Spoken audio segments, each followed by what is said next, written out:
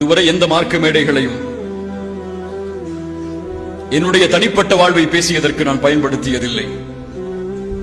ஆனால் பயன்படுத்த வேண்டிய சூழ்நிலை இருக்கிறது என்பதை அறிகிறேன்.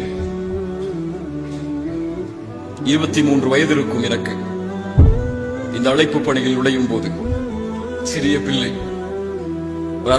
ஒரு அரபி ஆடையை அணிந்து கொண்டு மக்களுக்கு என்னால் முடிந்த செய்திகளை எடுத்துரைப்பதற்காக களங்களை எதிர்பார்த்து இறைவனின் உதவி எதிர்பார்த்த காலம். கிடைக்கும் இடமெல்லாம் ஊர்களில் எல்லாம் மார்க்க பிரச்சாரத்திற்காக செல்வேன். எந்த ஒரு தனிப்பட்ட இயக்கத்தையும் ஆதரித்ததில்லை, எந்த ஒரு தனிப்பட்ட இயக்கத்தையும் தாழ்த்தியதில்லை, எந்த ஒரு தனிப்பட்ட மேடைக்காகவும் எதையும் நான் கூறியதில்லை, பயன்படுத்தியதில்லை. இப்படியே சென்று கொண்டிருந்த அழைப்பு பணியில் 2 ஆண்டுகள் என் வாழ்வில் ஏற்பட்ட சில மாற்றங்கள், சில தாமதம். அந்த 2 ஆண்டுகளில் என்னை குறித்து பேசப்பட்ட நிகழ்வுகளை பார்த்தால் போதும் என் சமூகத்துடைய நிலைமை எம்மால் உணர முடிகிறது. எதிலும் விமர்சனம், எதற்காகவும் விமர்சனம்.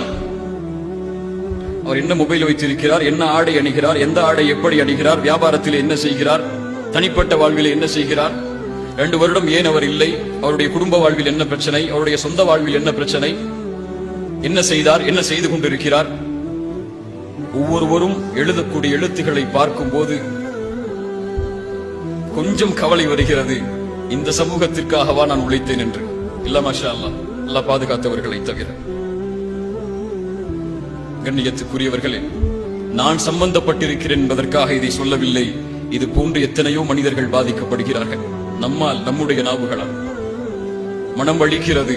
முஹம்மது ரசூல் ஸல்லல்லாஹு அலைஹி வஸல்லம் அவர்கள் இந்த சமூகத்தை விட்டு சென்ற நிலையையும் இப்போது இருக்கக்கூடிய நிலைமையும் பார்க்கும்போது ஒரு நிகழ்வை சொல்கிறேன்.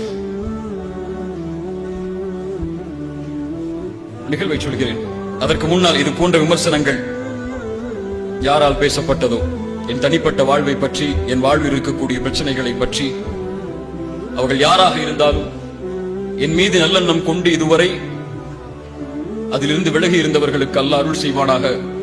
அதிலே மூழ்கி அதில் பரப்பக்கூடிய காரியத்தில் ஈடுபட்டு பிறருக்கும் சந்தேகத்தை ஏற்படுத்தக்கூடிய நிகழ்வில் ஈடுபட்டவர்களை அல்லாஹ் மன்னிப்பானாக.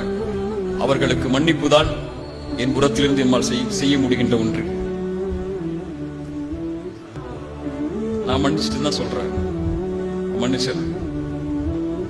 ஆனால் தயவு செய்து சமூகத்திற்காக உழைப்பவர்களுக்கு கரம் கொடுங்கள்.